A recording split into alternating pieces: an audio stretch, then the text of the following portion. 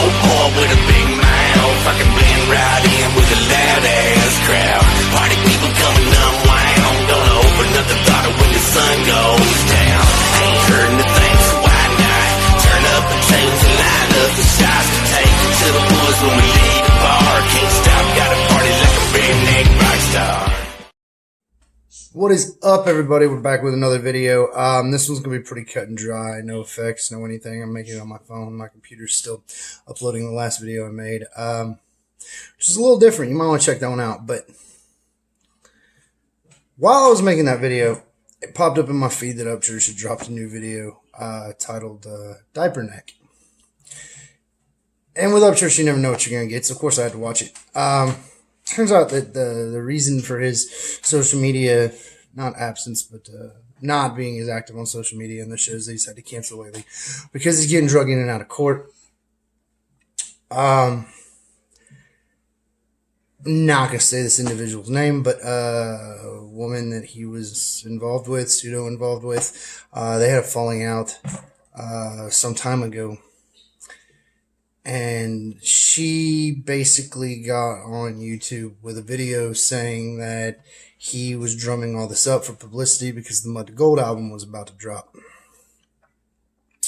She dropped the first video at about 3 a.m. Tennessee time in perfect makeup on her computer with her lights to tell her alleged side of the story with obvious cuts in the video. Upchurch, in true Upchurch fashion, came forward, randomly just making a video on his phone, recording it, showing the screenshots of the text messages, showed everything that had transpired. Basically, she had allegedly made a comment, something to the effect of seeing other people. He got upset and left. When he left, he forgot his wallet and some other belongings, which he tried to then send his brother to get, and his manager and maybe a few other people. I don't remember the exact story.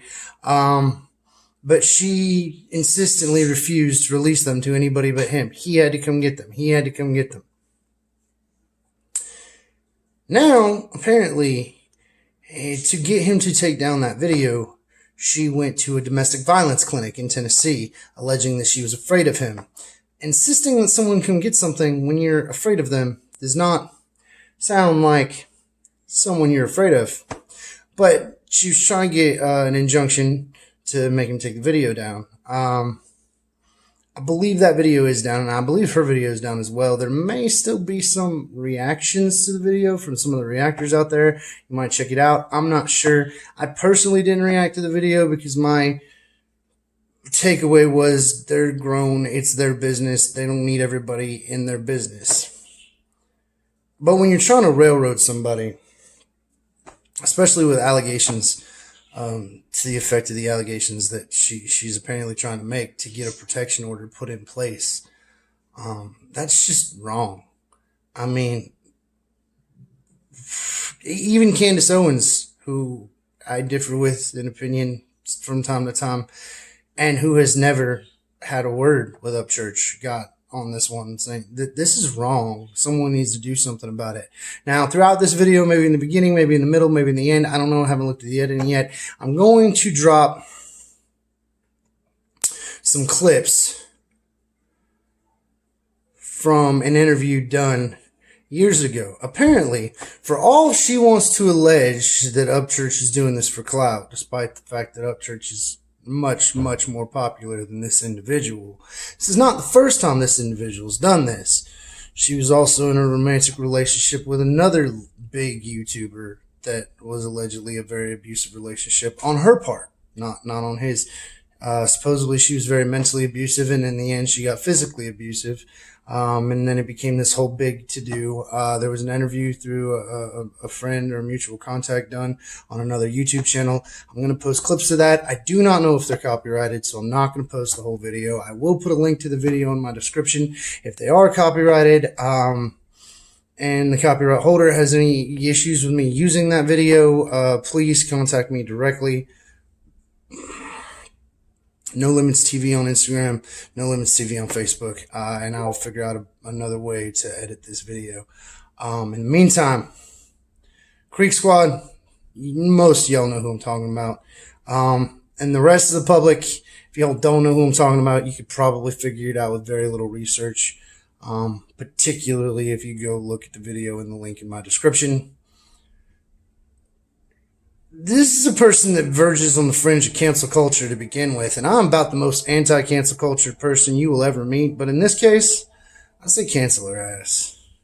The first time I knew about Nicole Arbour, I knew about her because she was dating a much bigger and popular YouTuber by the name of Matthew Santoro. And Matt Santoro's good friend Rob Dyke is here with a little bit of background story of how their relationship fell apart 3 weeks ago. Everything seemed perfect, like a little fairy tale. And Matt called a friend and I one day, and he was distressed, to say the least. And this was because Nicole Arbour had abused him, and she had been mentally abusing him for the duration of their time together, their short time together. Now, they were at a launch party for a camera hosted by Canon. And Nicole had a tendency of, whenever Matt would look at other women or interact with other women, even if it was a professional relationship with someone, say from like YouTube Canada or something like that, she would become accusing and angry. And she did this behavior at this party, and he had had enough. He broke down at the party, and he said, listen, I have to leave. I can't do this. He grabbed his luggage from her apartment and said, I'm leaving. Now, at this point, Nicole blocked the exit, said, you're not going anywhere. And Matt said, get out of my way, I'm leaving. And at this point, he continued to try to leave. She continued to block him, and she struck him in the face. She slapped him, I guess. That's what Matt told me. It was. Plus, he had never been hit by, someone in a relationship before, so he was kind of really thrown back by this. And he verbally said, you hit me, because that's the only thing that really popped out of his mouth. You should have expected it? Well, she didn't say you should have expected it, but she said it in a way to say, like, well, of course I hit you. What did you think I was going to do? You know what I mean? Wow. Matt began to fear for his life. She was very close to the kitchen where kitchen knives were available. He began to think that I think I might even die tonight in this apartment. Because the look in her eyes scared him so much. Now keep in mind, everything I'm saying is based on what he's told me. Nothing I know for a fact. He said you should have seen the hatred in her eyes. Eventually, he was able to shout, get out of my way, and she did because she got scared, and he left. Now, he leaves the apartment building, is going to go home after a terrible night, and she contacts him and says, I'm going to kill myself, I'm going to jump off my balcony, I'm going to make sure everyone knows that you caused it. What the fuck? So, at this point, he goes back to the apartment, because, oh my God, she's going to ruin my career. She's going to kill herself. Like, what the hell's going on? I mean, I'm sure he genuinely cared. Like, he didn't want her to kill herself because he felt that if he took it to her floor, she would be waiting at the elevators to kill him and stab him with a knife. That's inside, and she's on the floor in a mess. He says, I need you to stop saying you're going to kill yourself. I need you to make sure you're okay. And she says, I'm not going to stop saying it. Pulls out her camera on her phone, starts filming Matt saying, look, everybody, I said I was going to kill myself. And Matt said, good. Right, because that's how oriented she seems to be, is very career oriented. There's nothing more important in your life than, fame and all of this. Eventually he says, I have to call the cops because I can't have you killing yourself. He calls the police. The police come, separate the two of them. Matt tells the officer everything. And he says, I don't want to press charges for the physical interaction. And the officer says, it's in Canada, you don't have a choice. When it's domestic violence, charges are being pressed for that. So he said, well, please, can I just ask you not to write that down? Like, it's going to ruin her career. She goes to the United States a lot, and it's a lot harder to get into the U.S. when you have an assault and battery charge. Right. So Matt saved her ass. She didn't get charged. Matt saved her ass. The officer did something he should have known. This is an abusive relationship. That she put up a Snapchat story and a video on YouTube lying about the real reason why they broke up.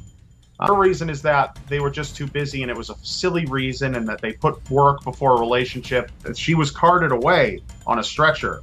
Now, again, this is all according to what Matt told me for a psych evaluation, for I think like a 24-hour evaluation. When I talked to Nicole and I said, listen, we're bringing Rob on, Rob's going to tell this story.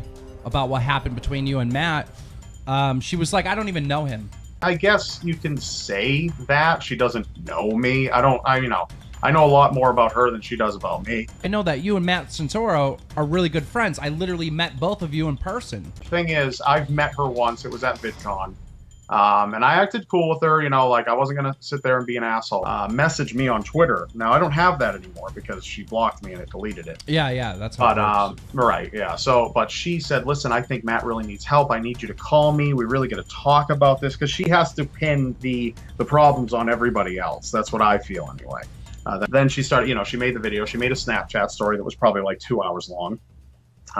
Explaining Matt led me on, and then he wanted to get back together. Of course, her fans are eating this up because fans are idiots most of the time. A lot of them, not all, ate it up and went to Matt. Matt, why are you such an asshole? Why'd you break up with her over this? And, like as if they know the true story.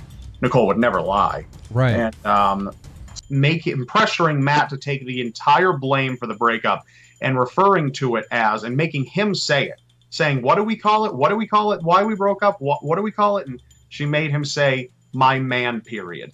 The abuse that she subjected him to, she chalked up as a man period and laughed. She has this whole thing about her Go Team thing that she said she was in a car accident and she was bedridden for like months. By the way, I spoke with someone who is allegedly a family source of Nicole's, who said that the car accidents she so often talks about and preaches about actually was like the brushing of two vehicles together more than it was an accident.